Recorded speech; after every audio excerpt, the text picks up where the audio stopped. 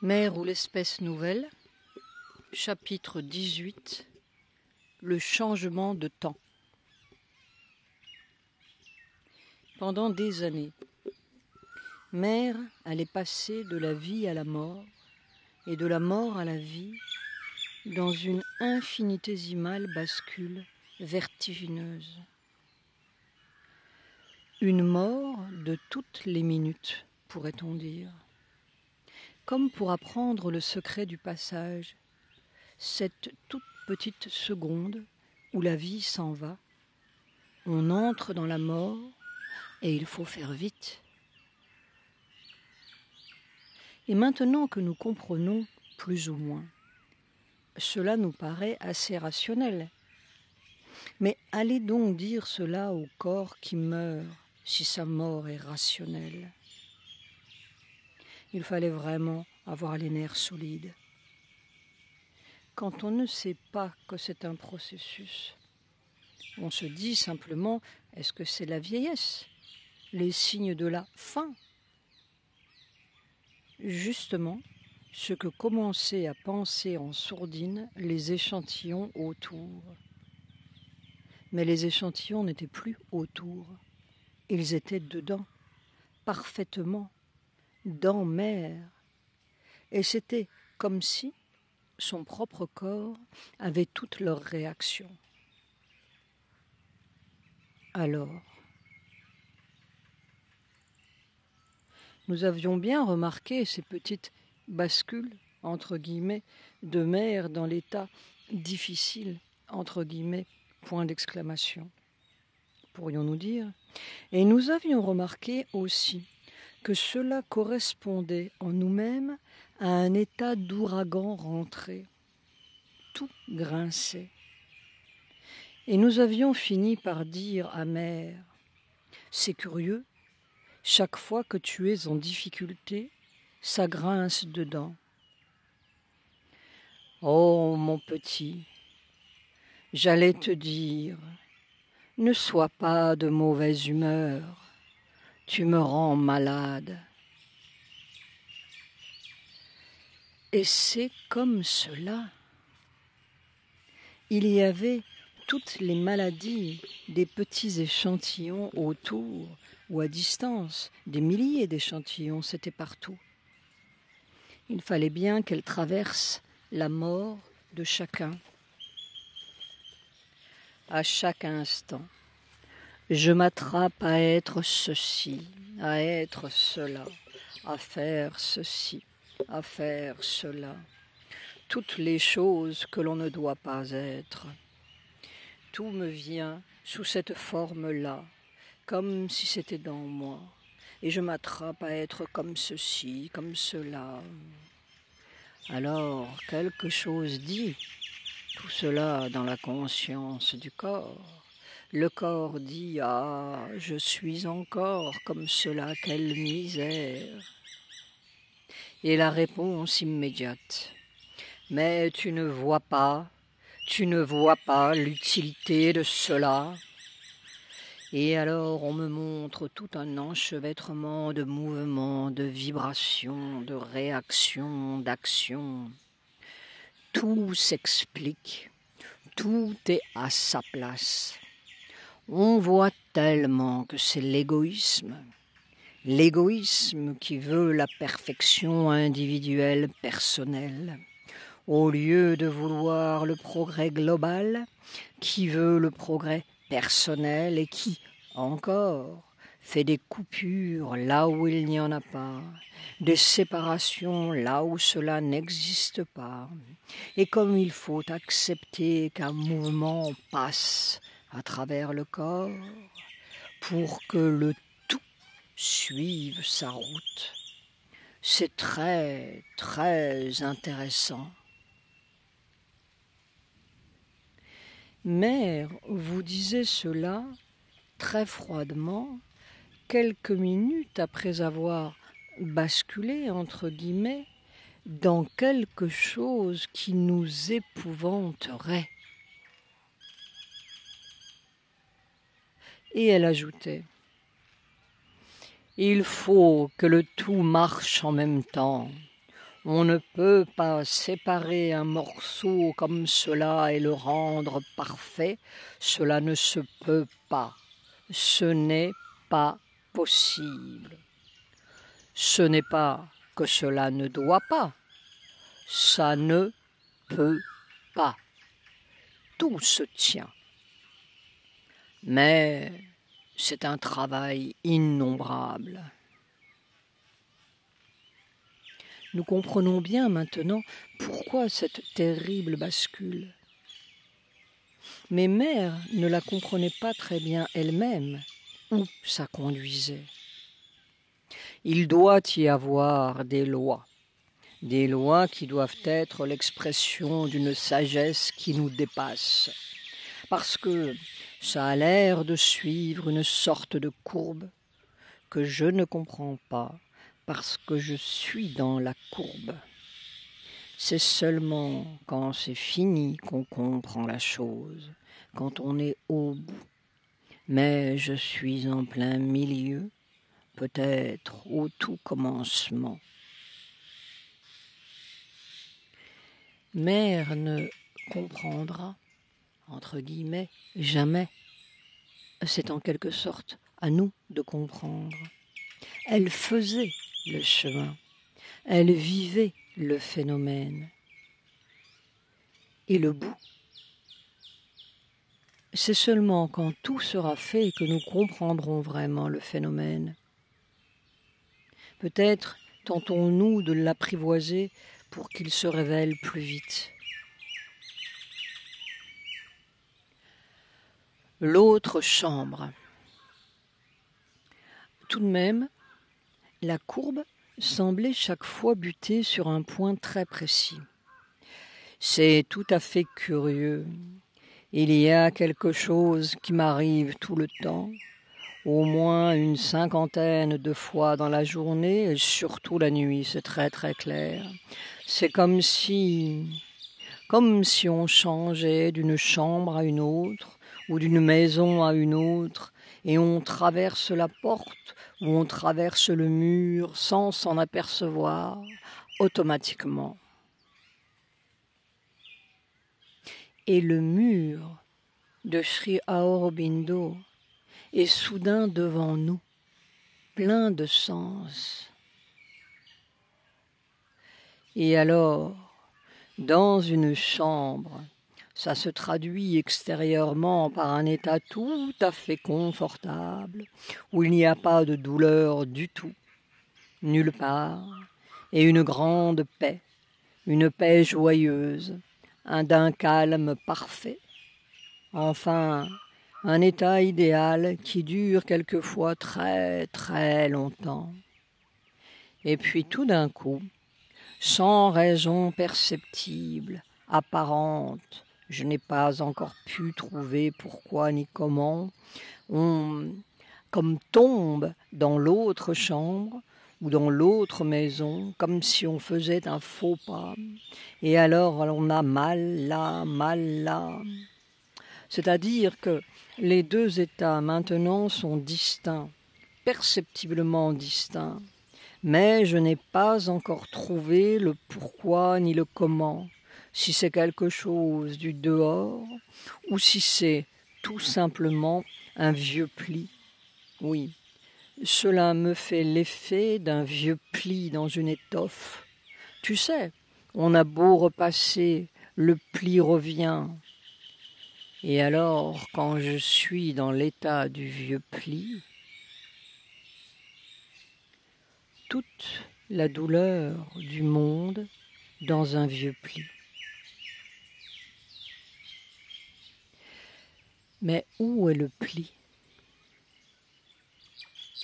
Et Mère revenait et revenait sur l'expérience comme pour lui arracher son secret, comme si la mort, vraiment, était cette toute petite chose qui fait basculer dans l'autre chambre, attraper la mort sur le vif, pourrait-on dire.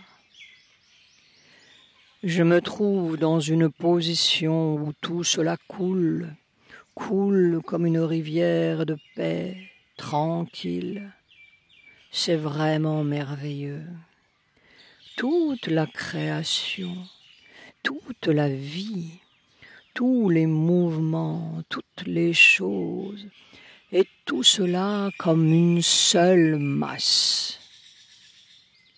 Et ce corps au milieu de tout cela fait une partie très homogène, et ça coule comme une rivière de paix, paisible, souriante à l'infini.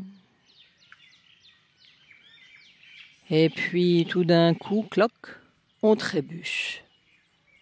Alors on est de nouveau situé. On est quelque part, c'est à un moment quelconque. Et alors, une douleur ici, une douleur là, une douleur. Se situer nous rappelle bien la cage. Et cette cage aussi a l'air d'être liée à une certaine perception du temps. Si on pouvait trouver le mécanisme, s'écriait Mère, c'est évidemment quelque chose qui est accroché aux autres et qui répond. Mais l'accrochage, je ne peux pas le défaire. Je ne veux pas trouver ça pour moi toute seule, cela m'est absolument indifférent, ce n'est pas pour ça que je suis restée. Il faut que je trouve le mécanisme. Puis tout d'un coup, Mère a pu mettre un nom sur le coupable. Mais un formidable coupable. C'est peut-être bien celui qui fait la mort, et certainement toutes nos douleurs. Nommer, c'est déjà le commencement de l'exorcisme. Une amusante expérience visuelle, entre guillemets. J'allais voir des gens qui étaient de l'autre côté d'une rivière. L'eau de cette rivière, d'ordinaire, n'était pas propre, et il fallait un bateau ou quelque chose pour traverser. Mais hier, j'étais dans un état particulier, où je me suis assise sur l'eau et j'ai dit « je vais là ». Et alors, tout naturellement, un courant d'eau pure, cristalline, m'a tout simplement conduite là où je voulais aller. Et c'était une sensation très agréable. J'étais assise sur l'eau, toute souriante, et brout, j'étais conduite de l'autre côté. Je me suis dit, ah, c'est bien. Est-ce que ça continue? Et alors de nouveau, j'ai dit, je vais là. C'est-à-dire revenir. Et brout, je suis revenu. Puis quelqu'un est arrivé. Ce sont des personnages symboliques. Ils semblent être construits avec une partie de l'être de ceux qui m'entourent. Je ne peux pas dire c'est celui-ci ou c'est celui-là, mais dans celui-ci ou dans celui-là, il y a quelque chose qui est représenté là. Et il y a quelqu'un, comme un grand frère, qui aide dans les circonstances. Par exemple, s'il y avait un bateau, c'est le grand frère qui conduirait le bateau. Il est arrivé et il m'a dit « Oui, je connais le moyen ». Et il a commencé à essayer. J'ai dit « Non, malheureux, tu vas tout abîmer. Il faut que je dise « Je veux aller là pour que ça marche ». Quand il se mettait à vouloir me faire passer sur l'eau par ses moyens, l'eau devenait trouble et je commençais à m'enfoncer dedans. Alors je protestais et je lui disais « Non, non, non, pas ça, ce n'est pas ça du tout. Il faut que ça, une certaine volonté, dise « Je veux aller là ». Et alors ça marche. Et l'eau était si réelle, claire, claire, transparente, avec de toutes petites ondulations. et elle avait des profondeurs bleu sombre, mais le dessus était tout à fait clair et transparent, comme incolore. L'expérience était si réelle que je sentais la fraîcheur de l'eau et la sensation agréable d'être assise sur quelque chose de très doux, très rapide et très frais, qui m'emportait. Et alors quand le grand frère est venu, qui se vantait de savoir aussi et qu'il me ferait passer, ça commençait à devenir trouble. Comme l'est toujours l'eau des rivières, pas propre, jaunâtre ou grisâtre. Et Mère restait songeuse. Ce doit être la continuation de l'expérience de bascule d'une chambre à l'autre. Je commençais à trouver la clé. En effet, c'est tout le mécanisme d'une vie claire à une vie bourbeuse, d'une vie simple et immédiate à une vie pénible et compliquée et mortelle. La vie dans la trame et hors de la trame. Qui est ce grand frère? Après un temps de réflexion, Mère a soudain dit « Je crois que c'est la connaissance matérielle, c'est-à-dire l'usage supérieur du mental physique qui empêche d'entrer dans la vraie chambre. Parce que moi, je disais simplement « je veux aller là », c'est-à-dire que c'était une volonté cristalline, claire, impérative. Il faut que je dise « je veux aller » pour ça, pas ça, pas tes moyens. Le mental physique qui fait basculer dans la chambre mortelle. Et aussitôt nous nous souvenons de la petite histoire que Madame Alexandra David-Néel racontait à Mère au début du siècle. Cette petite rivière d'Indochine qu'elle avait traversée en méditation, elle méditait en marchant, sans savoir comment, et devant laquelle elle s'est trouvée nez à nez au retour de sa méditation, et qu'elle a bien dû, cette fois, traverser à la nage. C'est limpide comme la vision de Mère. Le mental physique dort, assoupi par la méditation, et il ne s'aperçoit pas de la rivière, et il la traverse parfaitement. On se réveille, on sort de la méditation, et on s'aperçoit de la rivière. Alors il faut la traverser à la nage, ou il faut un bateau, un moyen. Les millions de moyens et d'artifices que le mental physique a construit dans la cage. C'est lui qui s'aperçoit de la difficulté, s'aperçoit de la maladie, s'aperçoit de la mort, s'aperçoit de l'eau bourbeuse. C'est le grand frère, entre guillemets, aux catastrophes. C'est le grand frère très savant pour défaire les catastrophes qu'il a inventées.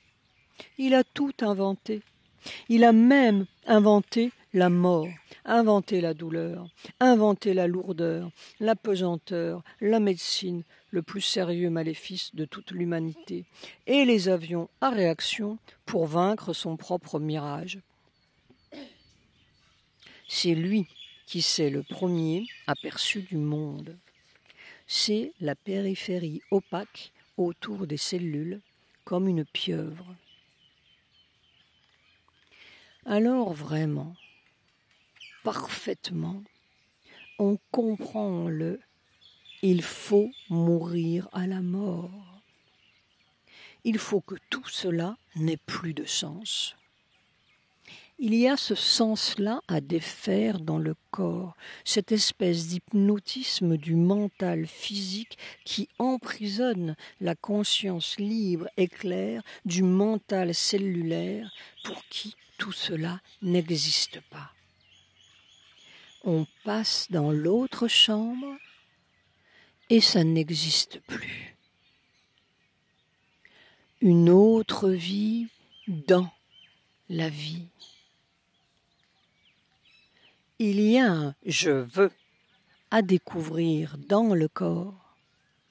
Alors vraiment, ce sera une nouvelle phase de la vie terrestre et si simple, naturelle.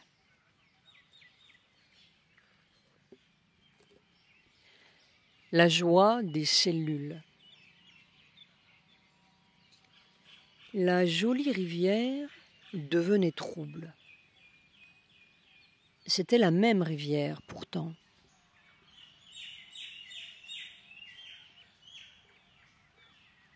Nous commençons à percevoir par quel mécanisme l'homme pourrait s'affranchir d'un certain nombre de lois et de moyens encombrants et avoir une vie plus directe, si l'on peut dire.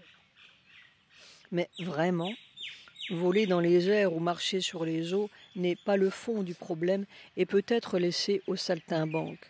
C'est tout qui doit changer, le principe même de la vie. Une opération beaucoup plus obscure.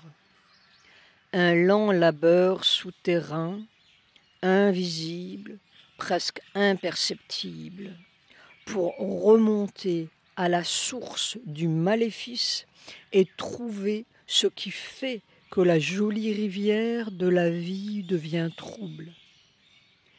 Défaire le maléfice, c'est cela que cherchait Mère. C'est une longue, interminable opération physique pour trouver le moment et le comment du maléfice. Il y avait une eau claire, c'est sûr. Il y a une eau claire de la vie. Et comment est-elle devenue ce mensonge et cette mort artificielle, pourrait-on dire? Quelquefois, Mère semblait attraper une clé, et chaque fois, en effet, c'était peut-être une clé. Mais on aurait dit qu'il fallait toucher beaucoup de clés, tourner autour de beaucoup de points, pour arriver au point central où toutes ces clés fonctionneraient en même temps, et peut-être d'un seul coup. J'étais dans cette bouillie du mensonge, nous racontait Mère, après une autre de ces innombrables bascules vertigineuses. C'était vraiment pénible. Et je suivais cela dans les vibrations les plus ténues, celles qui arrivent à l'origine du moment où la vérité a pu se changer en mensonge. Comment c'est arrivé? Et c'est tellement ténu, presque imperceptible, cette déformation-là, la déformation originelle, que l'on perd un peu courage et que l'on se dit « c'est bien facile de basculer encore ». La moindre chose, et on peut basculer dans le mensonge, la déformation. Alors, nous nous souvenons de Sri Aurobindo, une magie déformante. Parce que c'est vraiment, exactement, comme une déformation. Oui, un certain indice de réfraction et tout est tordu, brouillé, mortel. C'est comme quelque chose de gluant qui vous entoure, qui vous touche partout. On ne peut pas avancer, on ne peut rien faire sans rencontrer ces doigts noirs et gluants du mensonge. C'était une impression très triste. Et cette nuit, c'était comme la réponse. C'était comme si l'on me faisait vivre le moyen de changer ce mensonge en vérité. Et c'était si joyeux. C'est-à-dire que c'est une vibration analogue à la joie qui est capable de dissoudre et de surmonter la vibration du mensonge. C'était très clair. Ce n'est pas l'effort, ce n'est pas la rectitude, ni le scrupule, ni la rigidité, rien de tout cela. Cela n'a aucun effet sur cette tristesse, c'est une tristesse du mensonge. C'est quelque chose de si triste, de si impuissant, de si misérable. La formidable impuissance fondamentale de cette énorme mécanique qui a enveloppé le monde, comme un paralytique qui s'invente toujours de nouvelles jambes et de nouveaux bras pour remplacer ce qu'il a perdu. Il essaie même de se fabriquer des codes génétiques améliorés. C'est triste, c'est dérisoire partout. Et ce n'est qu'une vibration de joie qui peut changer cela. C'était une vibration qui coulait comme de l'eau argentée. C'est-à-dire que l'austérité, l'ascétisme, même l'aspiration intense et sévère, toute sévérité, tout cela, aucune action. Le mensonge reste là, derrière, sans bouger. Il ne peut pas résister au pétillement de la joie. Et Mère poursuivait. Il y avait même la vision du genre de vibrations dans les cellules. C'étaient des vibrations toutes argentées, pétillantes, frémissantes, mais très régulières et précises. Comment dire? C'était dans les cellules la contradiction du mensonge. C'était comme des petits éclatements de lumière argentée. Toujours, nous sommes ramenés à la cellule. On nous dira que la joie, ça ne se fabrique pas sur commande, mais pas besoin. Les cellules sont la joie. Il y a une joie là, comme si ça vivait très naturellement, enfin, comme si le fond de l'existence était cette joie et cet amour. Si on est là, si on y vit, sûrement tout est résolu. C'est la vie claire, la vraie vie, la vie divine. Mais peut-on vivre là seul? La petite cellule, c'est justement ce qu'on ne peut pas découper du reste du monde. C'est tout le monde, c'est l'univers. Il faut trouver le passage pour tout le monde. Et qu'est-ce qui bascule dans la vieille chambre? Cette petite ligne frontière ou ce mur frontière de l'une à l'autre, de la déformation à l'état non déformé. Nous avons mis une jolie étiquette. Le mental physique, c'est très commode et ça ressemble au médecin qui dit « c'est le tétanos ». Mère ne fabriquait pas un nouveau dictionnaire pour de super savants de demain.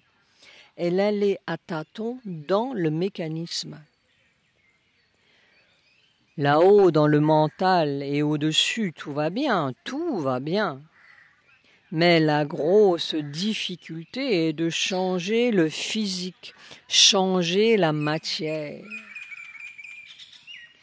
On a l'impression que l'on a touché un secret, qu'on a une clé, Et puis la minute d'après, ça ne fonctionne plus. C'est insuffisant. Et tout d'un coup, c'est la soudaineté du phénomène qui frappait Mère chaque fois. Une réponse stupéfiante.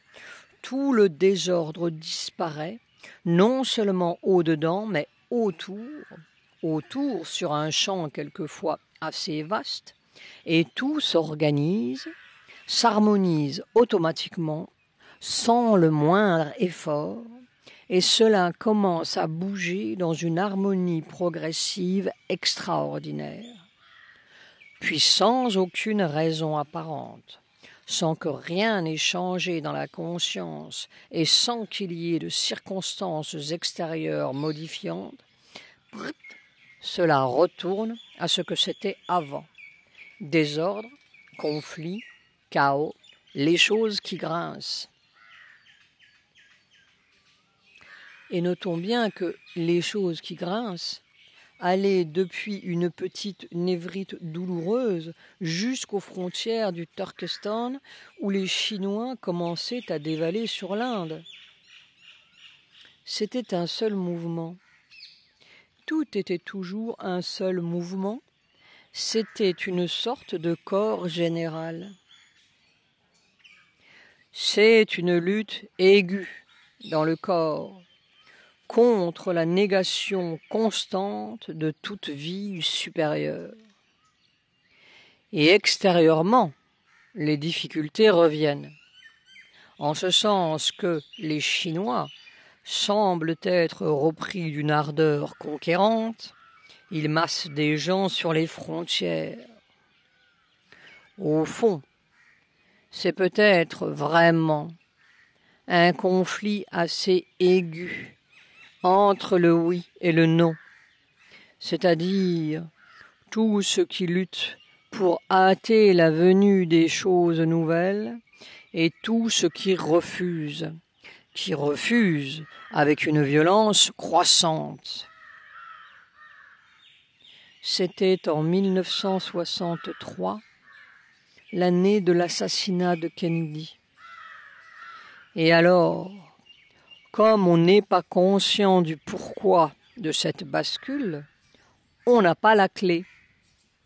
C'est-à-dire que plus on va, plus on s'approche du but, plus cela paraît inexplicable. Et plus elle s'approchera du but, du mécanisme de cette petite bascule, plus cela semblera se déchaîner dans son corps comme au dehors, entre guillemets. Quelque chose qui dit non. Nous semblons toujours être ramenés à ce quelque chose au fond de la vie, pour qui la vie était une sorte de catastrophe. Quelque chose au fond de la substance du corps qui ne veut pas, qui dit non, qui veut mourir, comme si la mort était la fin de toutes les peines, l'immobilité béate du caillou. Quelque chose qui est irrémédiablement catastrophé au fond du corps et qui poursuit inlassablement son petit mouvement tétanique, sa petite trépidation mortelle, pour tout figer, arrêter là, sceller enfin la vie dans une position immuable. La grande paralysie de la mécanique. Et juste au-dessous de quoi? Il y a la joie de ces cellules, le pétillement de ces cellules, la libre coulée universelle comme une petite rivière argentée. C'est non dans le corps du monde et c'est oui juste en dessous. deux corps dans un. Et qu'est-ce qui sépare les deux?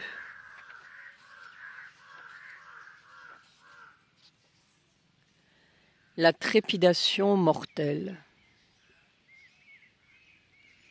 Mère suivait le phénomène jusque dans les vibrations les plus ténues.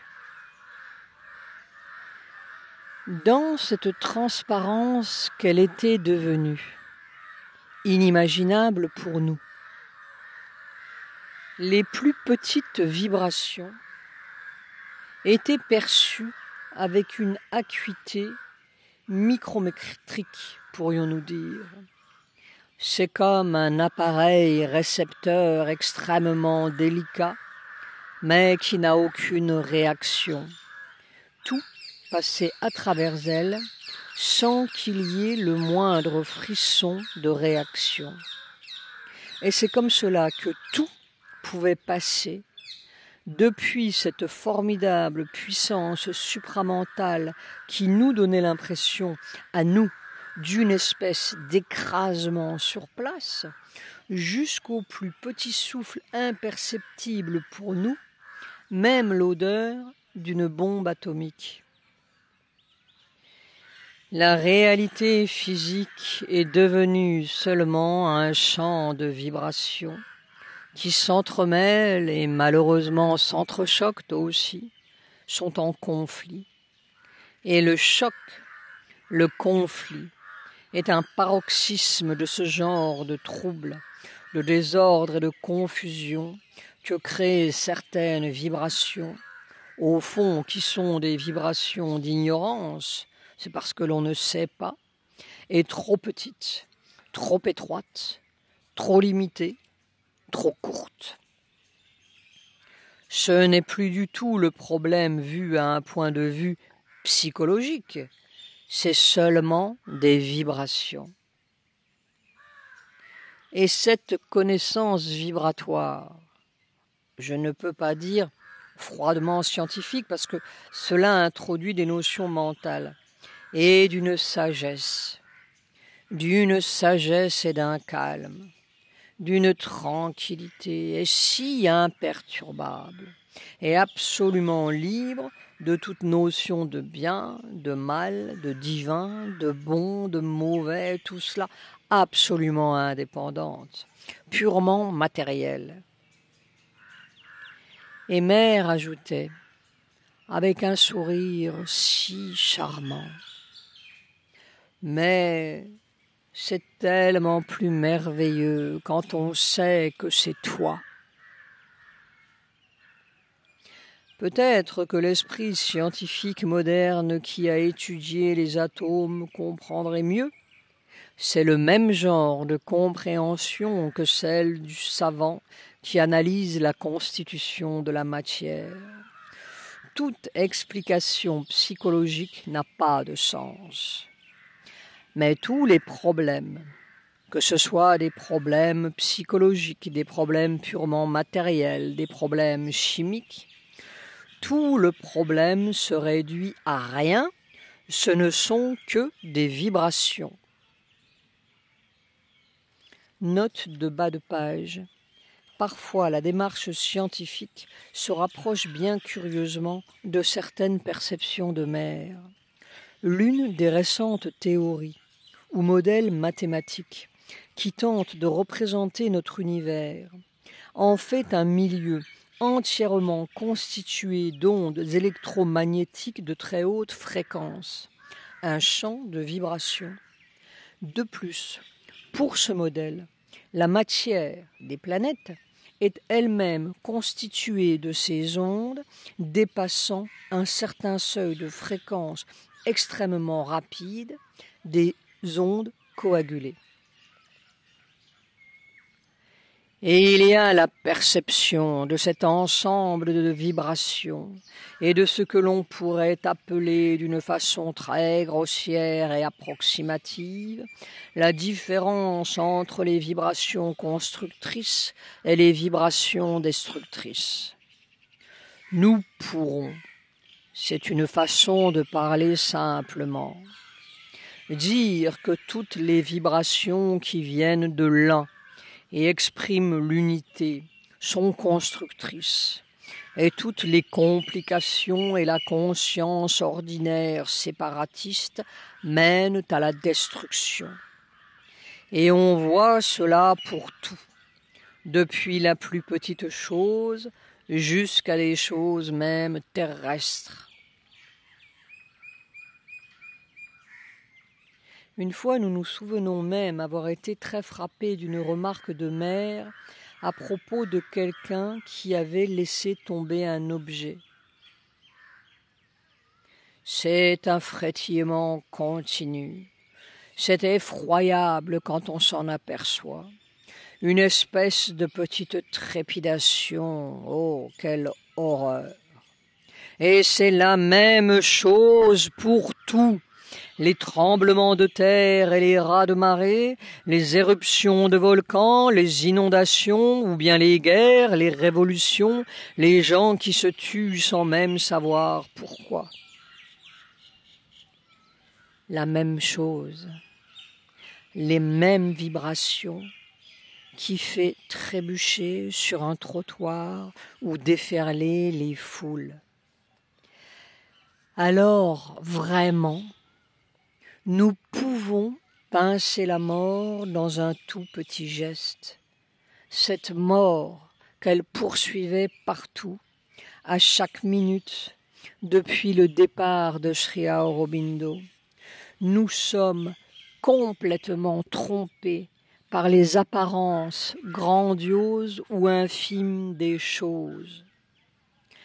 Pour comprendre le chlorure de sodium, le chimiste n'a pas besoin de tous les marais salants de Bretagne. Une pincée de sel suffit. Une petite pincée, une pincée de mort, une toute petite vibration quelque part. C'est tout pareil.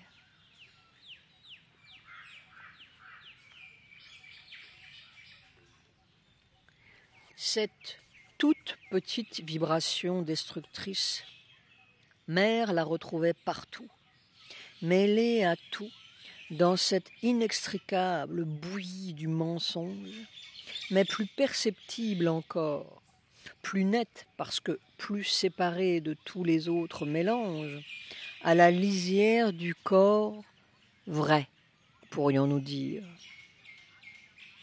Une étroite lisière qui est peut-être la première imbrication du mental dans la matière, juste quand le mental commence à toucher les cellules. La forme la plus ténue du mental physique, lorsqu'il naît, pourrait-on dire, une sorte de minuscule trépidation.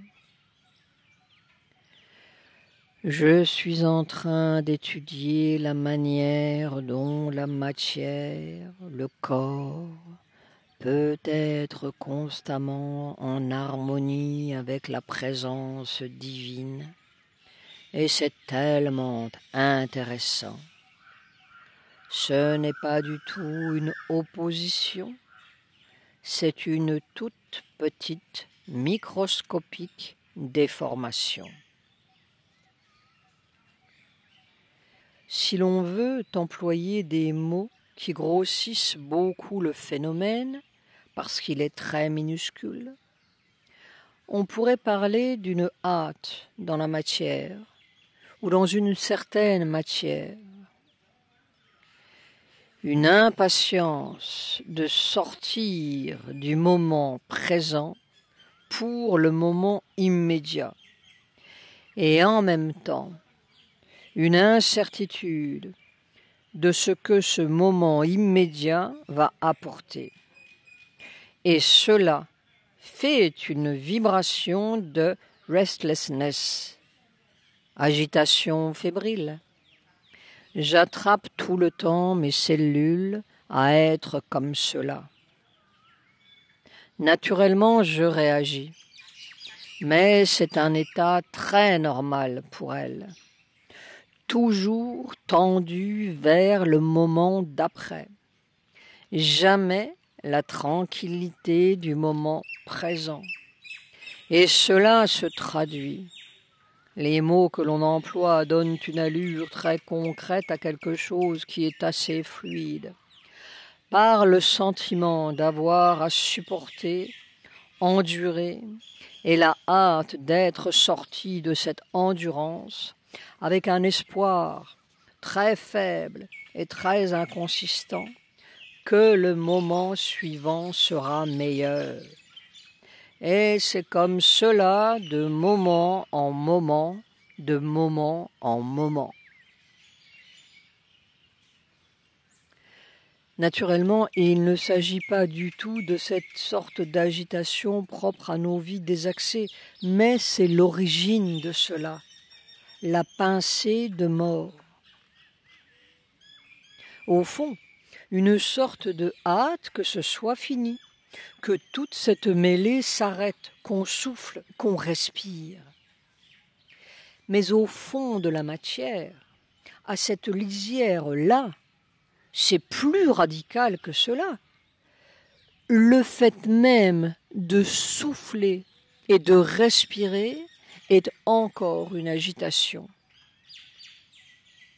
Ça aspire au repos radical, la mort, l'arrêt de tout cela, l'état de caillou et encore.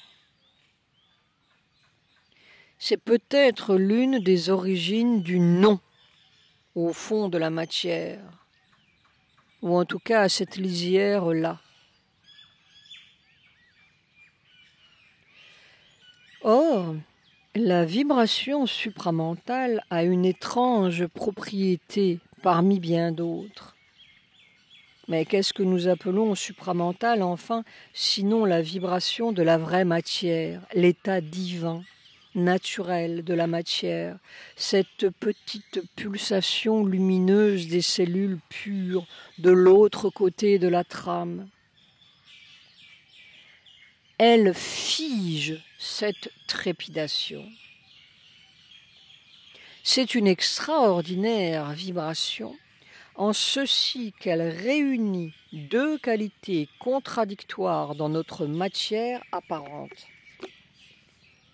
Le mouvement absolu, illimité, et l'immobilité absolue. Et très curieusement, c'est une vibration qui crée une autre sorte de temps. Entrer dans cette vibration-là, c'est comme entrer dans une étendue de temps sans étendue, où le passé, le présent, l'avenir sont comme côte à côte ou simultanés. Ça n'a pas de temps, en fait. Et tout est là. C'est instantané. Tout l'espace est là aussi. C'est instantané. Il n'y a pas de là-bas, il n'y a pas de demain.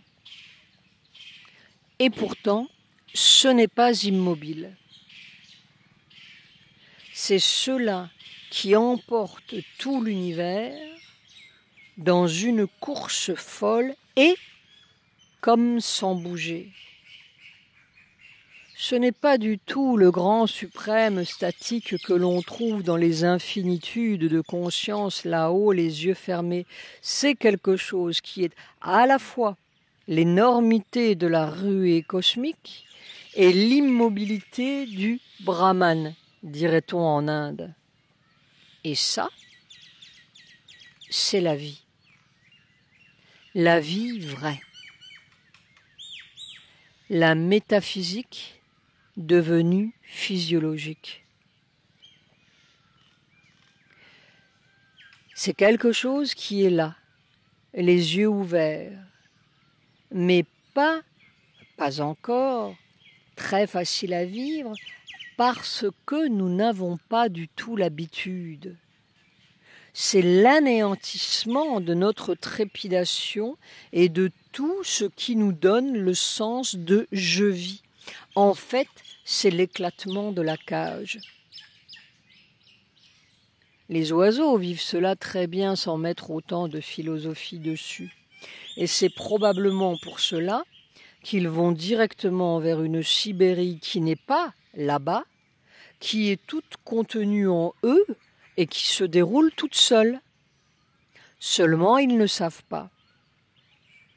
La vie cellulaire est ainsi. Elle est immédiatement partout, sans division, et elle n'a pas de fatigue, tout coule sans friction. En somme, tout marche comme dans une immobilité parfaite. Mère fera bien des découvertes dont nous reparlerons plus tard, avec ce qu'elle appelait une ubiquité des cellules. Et du moment où c'est partout, le temps n'est plus le même, évidemment. C'est une sorte de 100 ans qui fait ou qui est tous les temps. Avant, c'est-à-dire avant l'expérience de 1962, quand le corps se reposait et qu'il entrait dans cet état statique de l'existence pure, c'était, ou cela avait, l'impression d'une immobilité totale, je ne sais pas comment dire, pas l'opposition entre une chose qui ne bouge pas et une chose qui bouge, ce n'est pas cela, c'était l'absence de possibilité de mouvement. Et c'est comme cela d'ailleurs que tout l'univers sombrait dans une sorte d'illusion.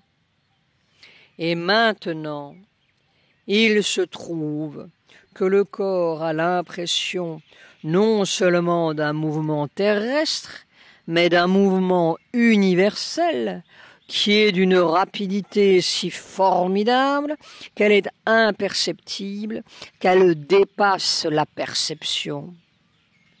C'est comme si, par-delà l'être et le non-être, il y avait quelque chose qui ne se meut pas dans un espace, mais qui est à la fois par-delà l'immobilité et par-delà le mouvement, en ce sens que c'est d'une rapidité qui est absolument imperceptible pour tous les sens. Je ne parle pas même des sens physiques, tous les sens dans tous les mondes.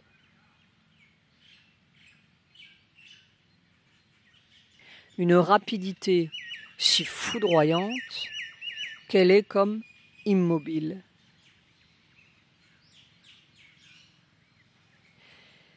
Mère commençait à avoir précautionneusement l'expérience de ce formidable mouvement sans mouvement.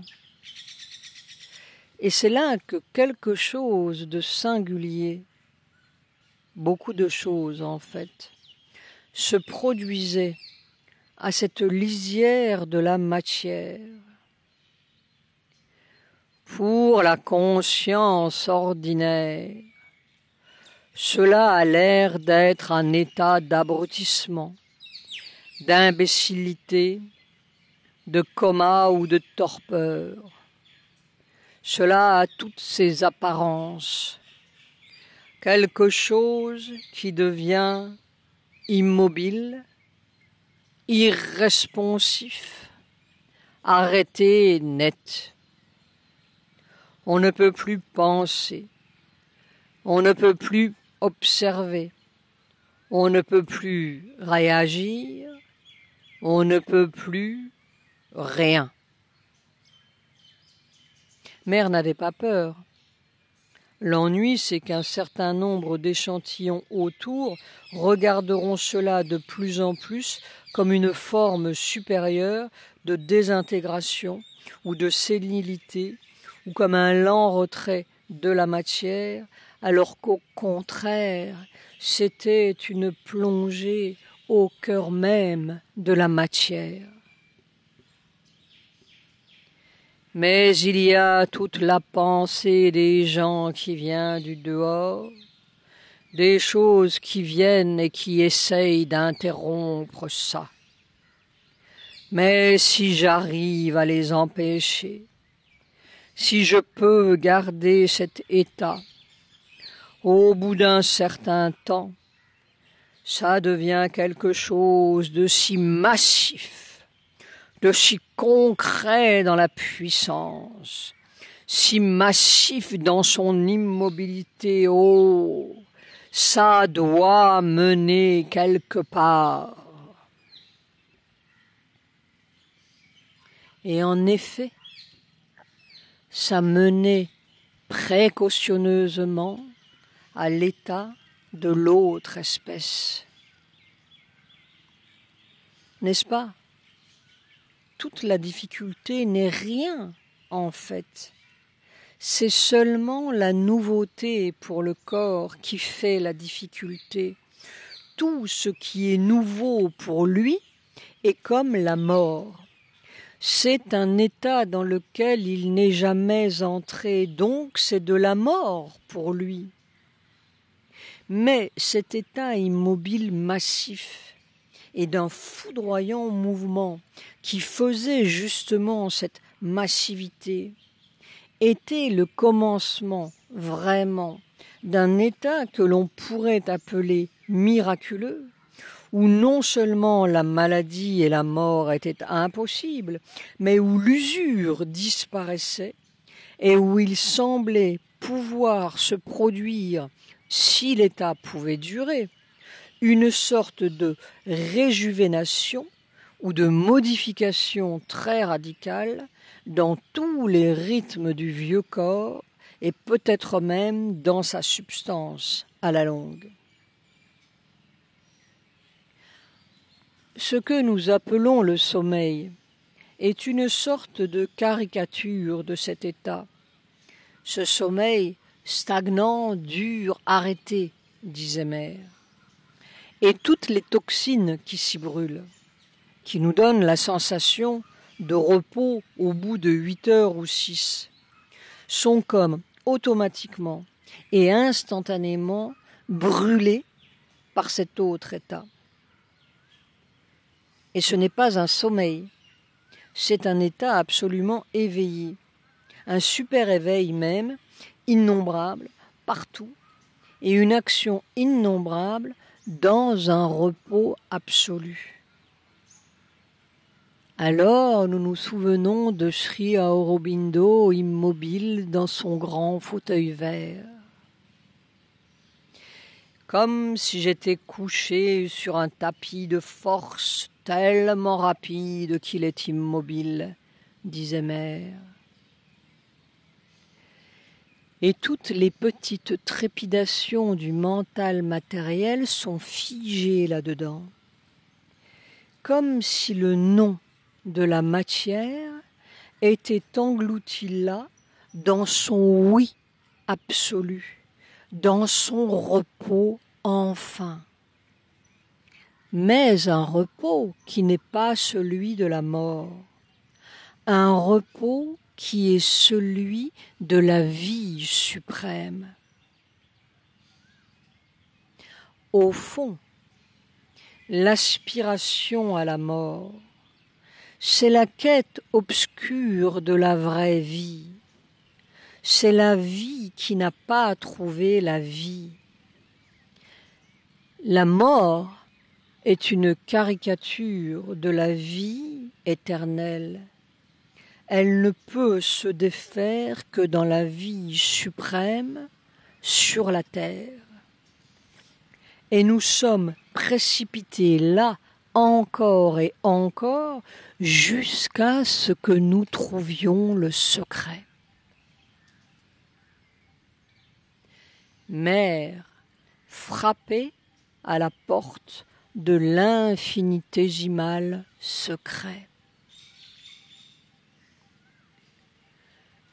Tu sais, être tout à fait mal à l'aise, mal fichu, ne pas pouvoir respirer, avoir la nausée, se sentir impuissant, ne pas pouvoir bouger même ni penser à rien, et puis tout d'un coup, la conscience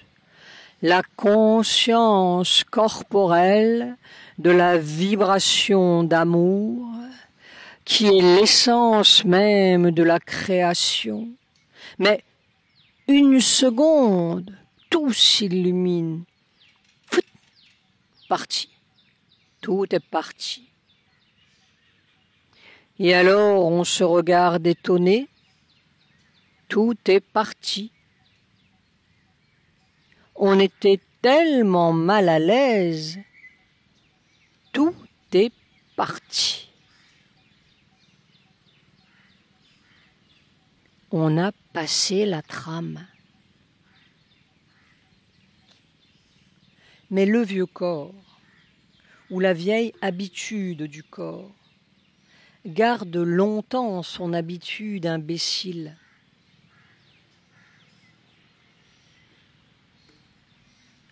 On me donne de temps en temps 2 ou 3 minutes par jour, quelques minutes de cela. C'est un délassement merveilleux. Mais j'en sors toujours, c'est-à-dire que le corps en sort, avec une anxiété, en ce sens qu'il dit « Oh, j'ai oublié de vivre ». C'est très curieux. C'est une seconde, mais une seconde d'anxiété. « Oh, j'ai oublié de vivre ». Et toute la comédie recommence.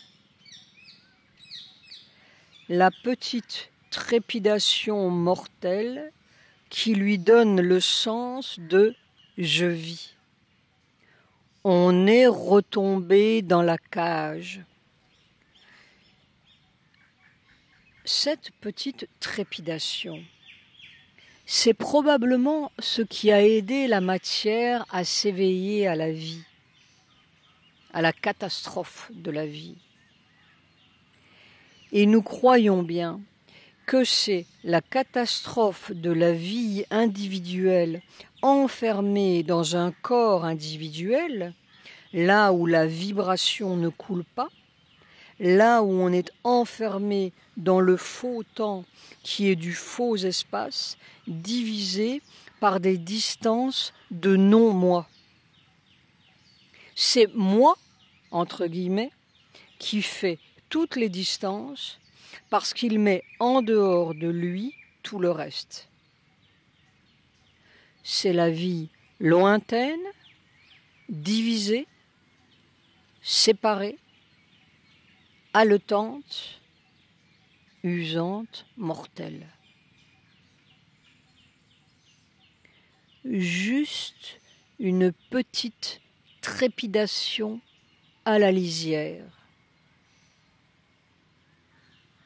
Mais au lieu de l'illusionnisme spirituel de l'univers, nous tombons dans la formidable vérité de l'univers. Au lieu de l'évasion cosmique, nous retrouvons l'invasion cosmique dans un temps nouveau, un espace nouveau, au cœur même de la matière et dans le repos absolu, l'étendue absolue, la connaissance absolue d'une petite cellule ubiquitaire. Une autre vie dans la vie, derrière cette petite trépidation mortelle. Une autre espèce derrière la trame.